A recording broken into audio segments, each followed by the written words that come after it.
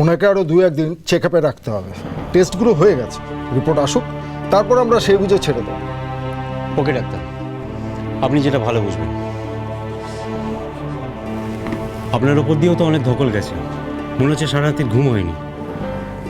আপনি এবার বাড়ি যান, বাড়িতে গিয়ে রেস্ট নিন। এখন ও আমাদের হেফাজতে, ওর দায়িত্ব আমাদের। আপনি নিশ্চিন্তে বাড়ি যান, আগে খোঁজ খবর নিই, তারপর ও সুস্থ হলে ওকে আমরা বাড়ি দিয়ে আসবো। না না না না, আমি বাড়ি যাব না। বাড়িতে গেলে বাবা আবার আমাকে মারবে, বলবে কাজ না করে বাড়ি এলি যে। না না, বাবার টাকার জন্য আমাকে আবার কারোর সঙ্গে কাজে পাঠিয়ে দেবে, আবার বিক্রি করে দেবে।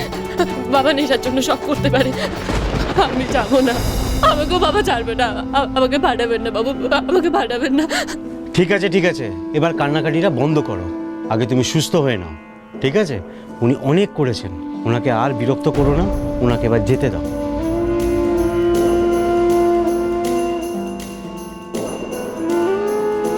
বাবু, আপনি তো আমায় বাঁচিয়েছেন, আপনি আমাকে ছেড়ে যাবেন না। আমি আমি আমি ঝাড়গ্রামে যাব না, আমি এখানেই থাকবো। আমি বাড়ির সব কাজ করতে পারি, আপনি আমাকে যত কাজ দেবেন আমি সব করে দেবো। আমি সব পারি, আমার একটা নিরাপদ আশ্রয় চাই।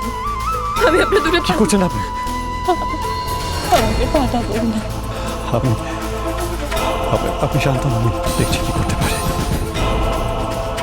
অফিসার, আমি যখন যেতে চাইছি না, জোর করে পাঠানো কি ঠিক হবে?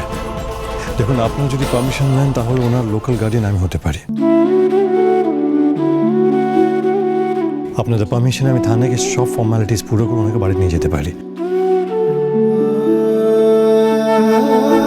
ওখানে গিয়ে রাখবো, স্বনির্ভর হোক, ততদিন আপনারা নিজের তল্লাশি চালাতে পারেন, খোঁজ খবর নিন। আমি আমার ডিটেলস আপনাদের দিয়ে যাচ্ছি, কোনো দরকার কোনো প্রয়োজন পড়লে আপনারা আমাকে কন্ট্যাক্ট করবেন।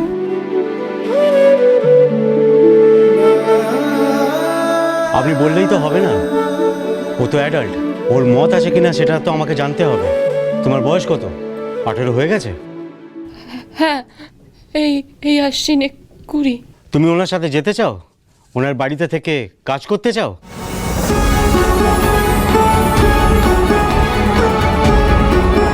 হ্যাঁ, আমি যাব। উনি তো আমার রক্ষা কর্তা, ওনার সঙ্গে গেলে আমার কোনো ভয় নেই।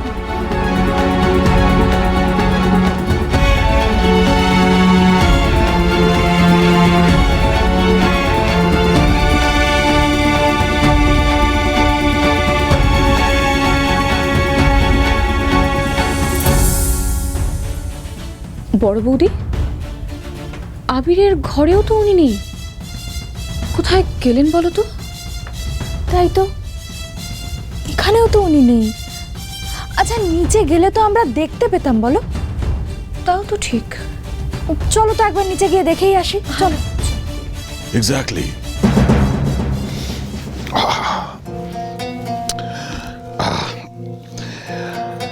তোমরা তোমাদের এই স্পেশাল চাঁদে এত দেরি করে ফেললে যে আমি ওয়েট করতে করতে ঝিমিয়ে পড়েছিলাম, তাই একটু চোখে মুখে জল দিতে গেছিলাম। I hope you don't mind. না না, আমরা কখন থেকে আঙ্কেল আঙ্কেল করে ডাকছিলাম, ভাবলাম আপনি বোধহয় চলেই গেলেন। আরে না না, এই স্পেশাল চা না খেয়ে আমি যাবই বা কি করে? আমাদের সত্যি চাটা আনতে একটু দেরি হয়ে গেল। আরে দূর বাবা, আমি জাস্ট ঠাট্টা করছিলাম। আঙ্কেল, এইটা এখানে রাখি। হ্যাঁ হ্যাঁ, থ্যাংক ইউ থ্যাংক ইউ। আপনার চা, চাটা খেয়ে দেখুন, ভালো লাগে কিনা দেখুন। আমি সব ভালো লাগবে।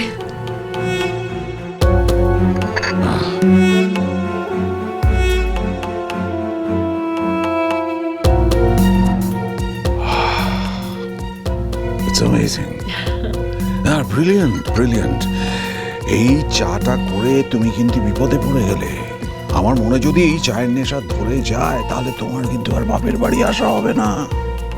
আমি হবিতাজকে বলে দেবো, এই শ্রীয়ের বানানো চা ছাড়া আমি অন্য কোনো চা মুখেই দেব না। আঙ্কেল, একটা ছোট্ট রিকোয়েস্ট করব। আপনি আজকের লাঞ্চটা আমাদের বাড়িতে করবেন প্লিজ। আঙ্কেল, না বলবেন না কিন্তু, এটা আমার আবদার বলতে পারেন।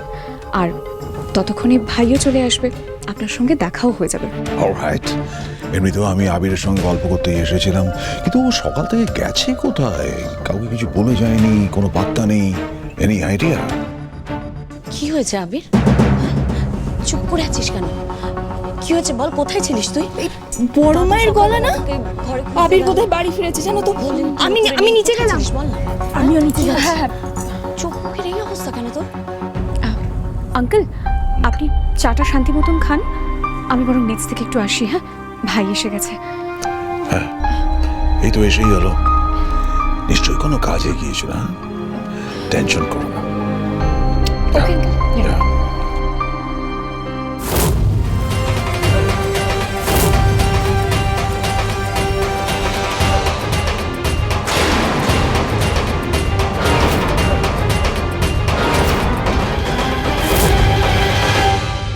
কি রে,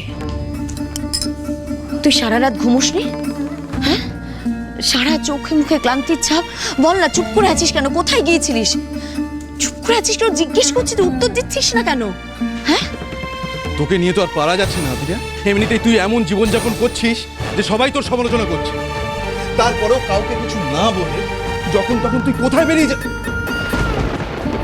চোখ তো লাল হয়ে আছে, মুখ দিয়ে মদের গন্ধ ছাড়ছে। ও, তার মানে কাল সারা রাত তুই বাড়িতেই ফিরিসনি? আবির, রাত বিরেতে এভাবে কোথায় ঘুরে বেড়াচ্ছিলিস তুই?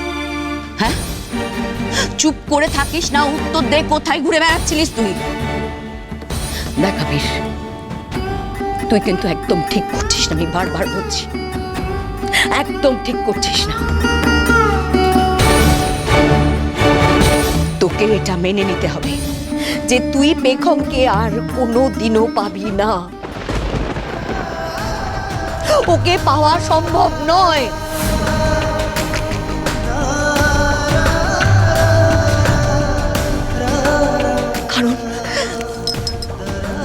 কারণ পেখম আমাদের ছেড়ে চলে গেছে। আবির, তুই কেন এটা বুঝতে চাইছিস না? কেন শুনছিস না আমার কথা? Mom please. দাঁড়া, আবিরেরও তো কোনো কথা বলার থাকতে পারে মম। যখন থেকে ও এসছে তখন থেকে তোমরা কেউ কিচ্ছু ওকে বলতে দিচ্ছ না। Let him speak please. যখন থেকে এসছে আমি তো তখন থেকে ওকে জিজ্ঞেস করে যাচ্ছি কি হয়েছে, কোথায় ছিলিস। উত্তর দিচ্ছে তোর ভাই, উত্তর দিচ্ছে আমাকে।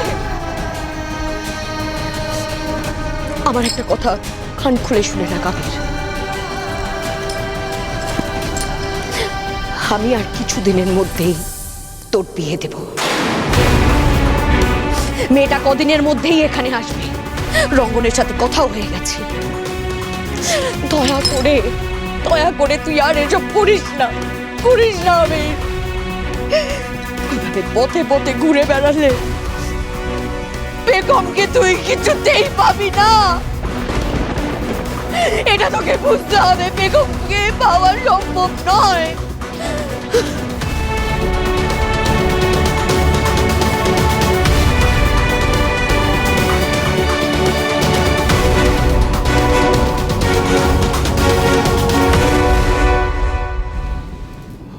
আসুন।